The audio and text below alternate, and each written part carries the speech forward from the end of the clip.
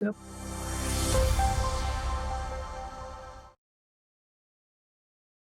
afternoon, everyone. My name is Maggie Baumer. I'm the current president of the National Association for the Advancement of Orthotics and Prosthetics. Here to talk to you today about our summer fellowship program known as the George and Dina Brees Fellowship. We have with us today Susannah Engdahl, who was one of our second summer fellows, and she's going to talk to us about her experience and how it's shaped her career in the O&P world. So Susannah, it's so good to see you. Thanks for joining us today. Likewise, thank you for inviting me. Yes, of course. We're so curious to hear from you about your experience with the fellowship and really just wondering off the bat, what is it that made you apply to the fellowship in the first place?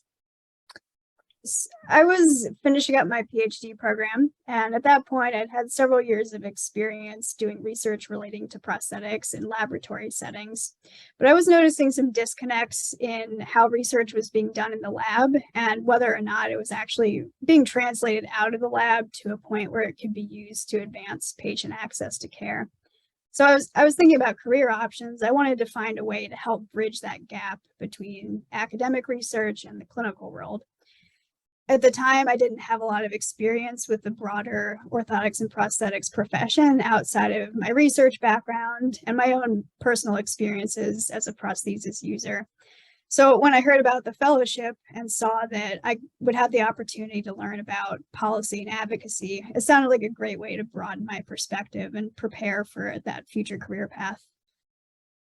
Excellent. Yes, I can understand that logic. And I'm curious to hear what is the main thing you would say that you got out of the fellowship along those lines?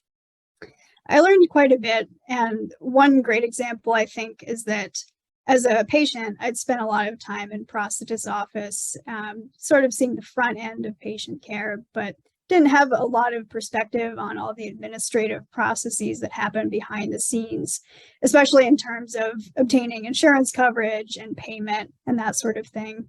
So it wasn't until I had the chance to do clinic visits as part of the fellowship that I really started gaining an appreciation of how complex that process is.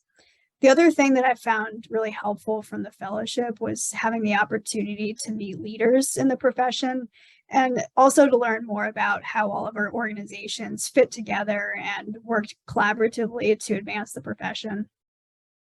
Yes, there are definitely a lot of nuances and different sectors within the O&P field. So I'm glad that that came together for you and became a little more cohesive. Yes, yes, absolutely. How would you say you're applying what you learned today? How has it impacted your career? Well, I'm very lucky to be currently working with the American Orthotic and Prosthetic Association as the manager of health policy and research. This has been a really exciting position for me. I've had the opportunity to actually start achieving that goal I set for myself several years ago of trying to use research to advance patient access to care. I really don't think I would have had the opportunity to move into this role if it hadn't been for the fellowship and all the experiences I gained there that really helped shape my perspective beyond just academic research. So I really feel much more prepared for this sort of role now than I did before doing the fellowship.